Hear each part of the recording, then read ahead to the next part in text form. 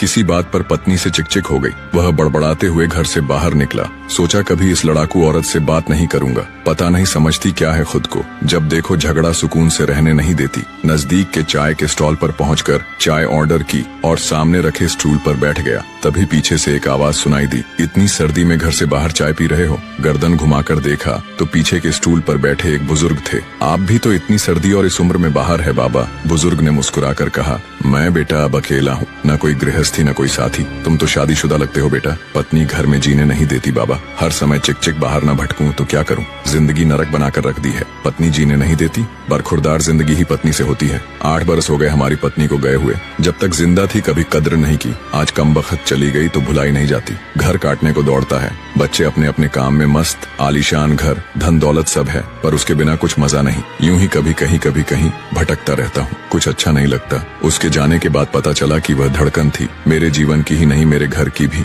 सब बेजान हो गया है। लेकिन तुम तो समझदार हो बेटा, जाओ अपनी जिंदगी खुशी से जी लो, वरना बाद में पछताते रहोगे मेरी तरह। बुजुर्ग की आंखों में दर्द और आंसुओं का समंदर साफ नजर आ रहा था। चाय वाले को पैसे दिए, नजर भर बुजुर्ग को देखा। 1 मिनट गंवाए बिना घर की ओर मुड़ गया। उसे दूर से ही देख लिया था। डबडबाई आंखों से निहार रही पत्नी चिंतित दरवाजे पर ही खड़ी थी। कहाँ चले गए थे? आपने तो जैकेट भी नहीं पहना, ठंड लग जाएगी तो। तुम भी तो बिना स्वेटर के दरवाजे पर खड़ी हो। कुछ यूं दोनों ने आंखों से एक दूसरे के प्यार को पढ़ लिया था। कई बार हम लोग भी अपने जीवन में इसी तरह की गलतियां कर बैठते हैं। सिर्फ पत्नी ही नहीं, माँ बाप, चाचा ताऊ, भाई बहन या अजीज दोस्तों के साथ ऐसा क्रोध कर देते हैं जो सिर्फ हमको ही नहीं उनको भी कष्ट देता है। छोटा सा जीवन है, कहीं क्षमा करके, कहीं क्षमा मांगकर हंसकर गुजार दो। जिंदगी के सफर में जो गुजर जाते हैं वो मुकाम वो फिर नहीं आते।